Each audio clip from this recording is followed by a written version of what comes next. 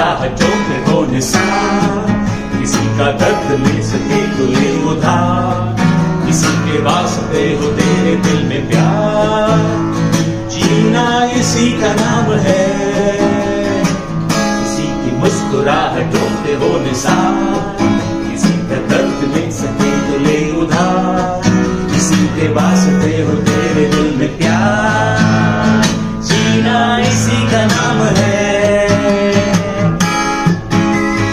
माना अपनी जेब से फकीर है, दिल भी और देखे हम अमीर है, माना अपनी जेब से फकीर है, दिल भी और देखे हम अमीर है, के लिए तो जिंदगी चले बाहर के लिए वो जिंदगी, किसी को हो न हो हमें तो एतबार, जीना इसी का नाम है, किसी की मुस्कुराहटों पे हो निसार, किसी का दर्द ले सके तो ले उधार, किसी के वास्ते हो तेरे दिल में प्यार, जीना इसी का नाम है।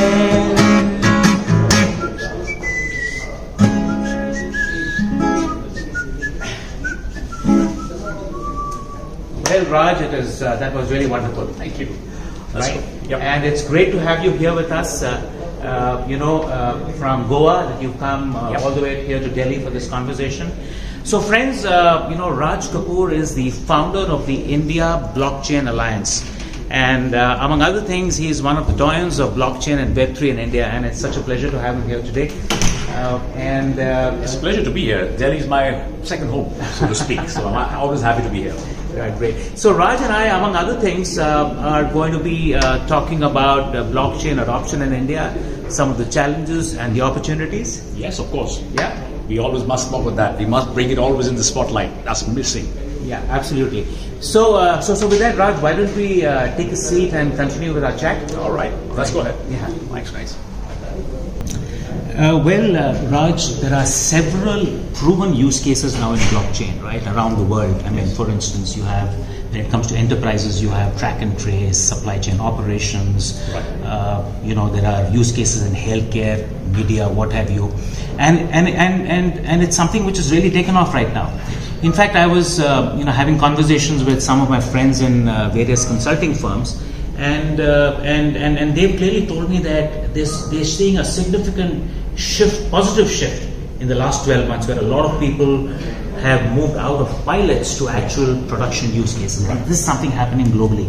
But interestingly, when you open the newspaper today or you look at any online channel, there is not much conversation of blockchain in India, right? Right? And yes. There's chatter around generative AI, and at best some negative stuff around crypto, right? Yes. So, so really the thought in my mind is that, why is there a slow adoption by corporate India? Yeah. I mean, any thoughts around that? No, I have plenty of thoughts around that. First and foremost, when we started IBA in 2018, almost the same scenario. Yeah. Now, we're running on a treadmill, yes. Yeah. We're becoming stronger. Yeah. Now, I'll tell you what is the reason in India why it hasn't really caught the fancy, so to speak. Because the wrong thing catches the fancy in India. India looks at anything which is mass. Bitcoin was mass. Yeah. But Bitcoin did one good thing. It put the torch on the technology. That's blockchain. Right. That was one good thing. Let's look at the silver lining always. Yeah. Yes, we talk about scam, we talk about everything else, we talk about terrorist funding through Bitcoin, we talk about all sorts of Ponzi schemes, all marketing schemes. That comes in the news, right? But we've seen in the last 2 months, 4 news items which are blockchain based. Now 4 is not a big number. Yeah. This should be every day 4, 3, 4. But it's for all of a sudden I'm seeing an uptick in that. Right. One of the reasons why Indian corporates are loath or hesitant to actually put this in place, put this technology in place, there are 2 reasons. One, they don't understand blockchain. Right. Second, they also feel by using blockchain, they might lose control over what they have right now. Right. And the third, technology guys within the organizations are legacy guys mostly, and they don't understand new technology, and therefore they say, no, it's not required. They resist it because sometimes it becomes an ego, sometimes it becomes lack of understanding or lack of value which it will bring. And the next thing is, they also feel it's going to be expensive. Are we going to reinvent the wheel all over again? Or a new technology, replace old technology? Blockchain doesn't replace. It complements. That's the message which we need to really give to corporate India. They don't have that message right now. Correct. Yeah, absolutely. So, in fact, just to echo that, I was at a Web3 conference recently, and I was listening into a panel, where there were some well-known CTOs, and they were talking about blockchain adoption. And the sense that I got is pretty much echoes what you're saying, which is that they were a little uncertain about blockchain as a technology. Yes. And there were a few comments which came out. They said that, look, hey, the technology is very complex, it's fast evolving. There are so many protocols. There are permission. There are public. There are these app chains, side chains, and what have you. And it's very difficult for them to figure out where they would actually fit in. Plus, then there's conversations around validators, gas fees. It really goes beyond there. Right, absolutely. So they're uncertain about the ROI, and they don't know whether Web3 will be superior to Web2. So while you mentioned that the message needs to be there, but what needs to change at the C-suite and with technology, executives in technology leadership in companies, so that people start focusing more on the use cases and less on the challenges. Less on the jargon and the chatter. Yeah, correct. I'll ask you this question. I'll flip this question for you. Yeah. How many companies in India has a technical head as a CEO? Almost not even 1%. Correct. That's the biggest problem. Or in the boardroom, Yeah. we don't have any guys. We hardly have anybody from the tech space representing the board of directors. Yeah. That's the big challenge. If you don't understand that, how will you know the ROIs? How will you know the complexities? Actually speaking, blockchain is not as complex as we make it out to be. Yeah. There are so many. If you want to try it out, try a low-code plan. That's where you really try it out. You get your hands dirty, and that's entry level. Yeah. Then you will see anybody who wants to scale it upwards. Right. And you will see the benefits. Yeah. They don't see that. There's on the board table, everybody is legacy. Yeah. I saw a lot of them dinosaurs. Yeah. I'm very open about this. Yeah. Even let's take about forget the corporate level. Let's talk about policy level. Yeah. At the policy level, we have everybody trying to create policy. Right. How many people are actually worked on a blockchain? Can you make a policy without knowing the technology inside out? Because if you do that, then next day somebody from the tech side will come and put a spanner in the works and change the policy. Yeah. He'll change the rules of the game. That's right. So you don't have tech guys inside policy, or you don't have tech guys in the boardroom. Big problem. We need to have more tech representation at the highest level. Yeah. Because actually, that's impacts bottom line, Yeah. top line. That's what all the all the board guys want that. All the directors, Yeah. all the CEOs, all the MBs are looking at top line and bottom line. Yeah. That's We don't have it now. Yeah, that's right. And I'm reminded of my journey in the HR technology space. About 8 years ago, quite similar to where blockchain is today. Because 8-9 years ago, typically the leaders in HR, for example, were very not comfortable with technology, right? And therefore, adoption of HR tech was a big issue. Yes. But what's happened? A number of things changed. Firstly, a lot of young people got into HR who were really technology first, Savvy, yes. and that started to change things. Secondly, there were a lot of events which happened, and at these events, it was not just the leaders who were present, but they had their whole teams over there. Absolutely. And thirdly, as people started implementing, people got their hands wet with it, and then as they moved to other organizations, there was a fair amount of implementations that started to happen. So today, if you go to any of these HR tech events, it's buzzing. It's buzzing, yeah. Yeah, because the adoption is huge. Also, if you look at it this way, about 10 years back, Yeah. how many of us use Google Pay? Yeah. Or Paytm? Yeah, correct. Today, almost everybody, vegetable vendor, everybody uses it. It's agnostic now to anybody. So that's exactly how the blockchain is exactly poised at that juncture. Yeah. 8-10 years, we won't be asking these questions. Absolutely. And that brings me to the next point, which is really that is corporate India waiting for the government to set the infrastructure in place? So if you look at it parallel with fintech, and you rightly mentioned about Google Pay and so on, when Aadhaar came in, when UPIs came in, when the India stack was set up, a whole lot of companies started building products and applications around it. Yes. So do you think corporate India is also waiting for some significant initiatives from the government as far as infrastructure is concerned? Yeah, well, government adoption always is good for a nation. Yes, I agree with that. However, why are we waiting? Yeah. I mean, do we really need to wait? That is the question I think which we should be answering. Yeah. We have the infrastructure. blockchain is a community program. It's nothing which is it belongs to anybody. Basically, that's the idea of it being decentralized in the first place. Why are we waiting? Everything is in place. There are the right players making the right noises, and also there's a lot of proof of concept. Yeah. Why we wait for the government, which will take its own time? And I don't say it's good or bad. That's the way it works. Why does a corporate not need to be up to speed with how international technology? Does international come to and do they wait for their governments to create a policy? They don't. They still move ahead with the latest technology because technology can be agnostic to policy. Right. It's a technology. It's going to make its own use cases. Yeah. So I think while we wait for the government, yes, which is of course there has to be a good policy. Yes. I think corporates should take that step forward, take that leap of faith, yes, and invest in infrastructure themselves. But they don't need government infrastructure to work on their use cases. That will help, yes, supplement, but then not. Yeah. Since you spoke about government, and I know Raj, you do a lot of work with various state governments and so on. So it would be great if you can talk a little bit about some of the initiatives and some of the use cases that various governments or state governments or other government bodies are actually implementing today. So I think one of the best use cases in India is the T Hub in Telangana right now. They're doing a lot of work in the blockchain space and they're giving a lot of youngsters a chance, a sandbox to work in. But that sandbox is limited. What I've done, this is something which is very personal and close to my heart, so I would love to speak about that. I work with the Goa government extensively. Yeah. I'm an advisor to them. And with Goa, a few months back, right, we actually inked a very significant deal.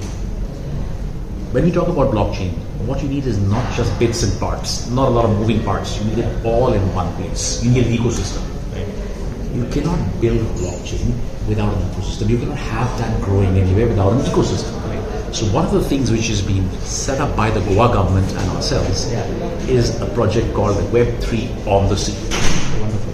Now, Web3 on the Sea is it's never happened in India. It's never happened globally. Forget India. It's never happened globally. Where we're creating a specific district, incubate and encourage Web3 companies. Create a complete Web3 ecosystem which is completely missing. It's nowhere. People say Dubai. Dubai is for good regulations. Right. Beyond that, do they have the same infrastructure? I don't think so. Right. They have good policies, yes. I love that part. Yeah.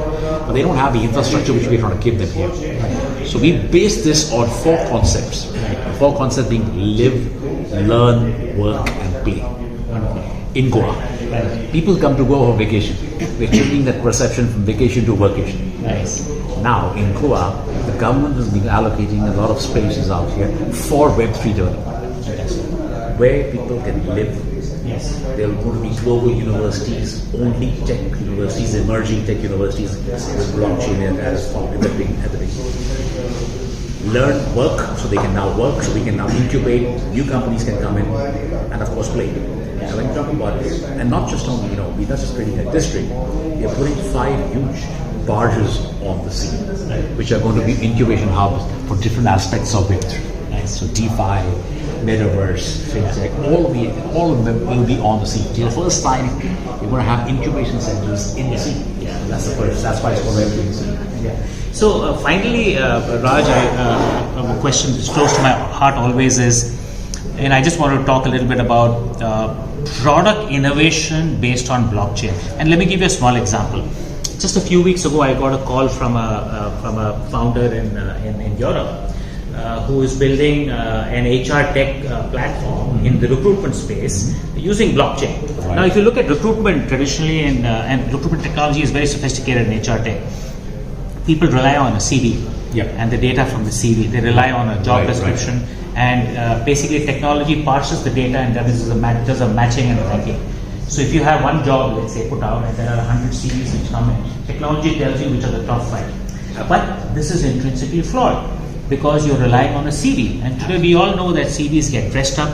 So you may end up with great candidates with poor CVs or average candidates with great CVs. So it doesn't serve the hirer's purpose. Absolutely. So this company has created, so they say you put a job description on a smart contract with terms and conditions, and you move to to a system of references. So it's really a source of trust. So individuals could refer candidates. Recruiters could refer. other companies could, recruitment firms could recommend. And over a period of time, the algorithm tells you who are the people who can be more trusted than the others, right? And they're going to be targeting Web3 companies for hiring in phase 1. So I thought that was very interesting. Very interesting. And you Yeah, can so- actually add to that, actually. Yeah.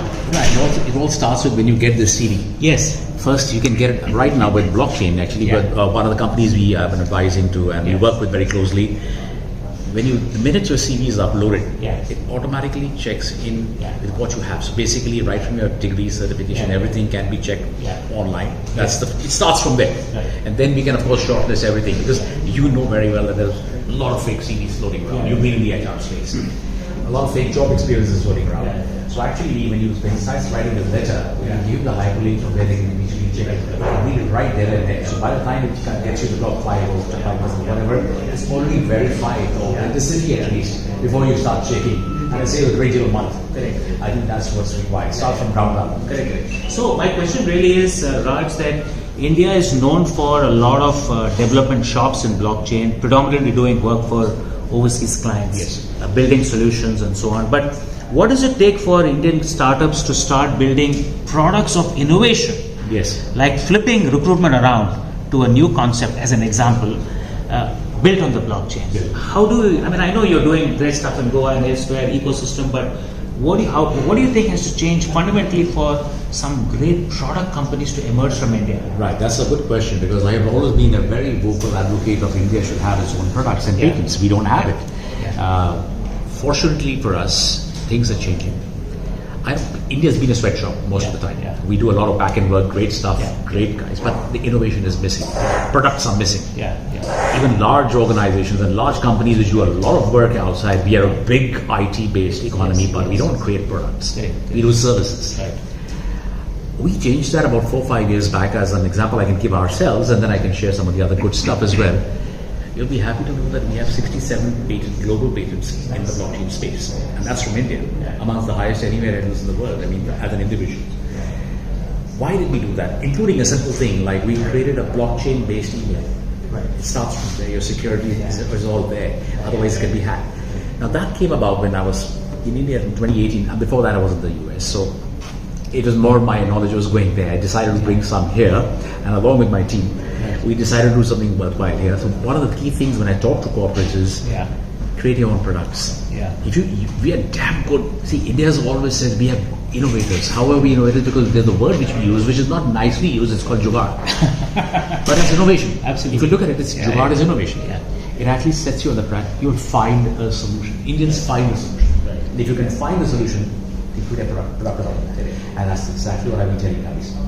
Today you'll be happy to know that at least in India we've got at least 20 to 30 new products in the pipeline which are now being incubated to be actually put across to the West. For example, we're creating a complete for the let's put I won't call it a Bollywood, let's call it the entertainment industry. Yeah. Creating a specific chain for them. Right. So that everybody in the space can have transparency right from the time of production to distribution. Nice. Now that is being created in Bombay, Yeah. along with the Producers Guild of India. Yeah. We have a center of excellence out there. We are creating that for them, and that will be taken across to the USA. Yeah. We've got a lot of interest from there. That's something which has come from India. Now we've also taken out another thing called the Green Chain Protocol, Right. where we are creating ESG certifications Right. for the globe. Correct. But that is an Indian product. That is our own IBA product which we created, wherein we are actually capturing the right information, Right. making sure that there's no greenwashing going on, Yeah. which is the big thing which happens nowadays. Right. That's also it's a made in India product. Right. I believe in an Atmanirbhar India. I can keep going on. There are Right. your products, but there are a lot of things. But it'll bore everybody. It'll run short of time also. But the bottom line is, I think now I see that I advise several companies and about 55, 60 different companies now. And I've seen at least 30 to 40 new products emerging from India itself. Right. I think the next 3 years are going to be a very defining period for us when we see products stepping out from India for the world. Right. Yeah, so that was great, Raj. I think it was really amazing, and I'm really excited about this ecosystem in Goa that's getting set up, and also some of the other very amazing stuff happening in different sectors. So thanks so much, Raj, for your My time. pleasure. It was wonderful having this Always chat, a pleasure. and I'm sure our viewers will find it really interesting. And please stay tuned for more exciting stories on blockchain and Web3. Thank you.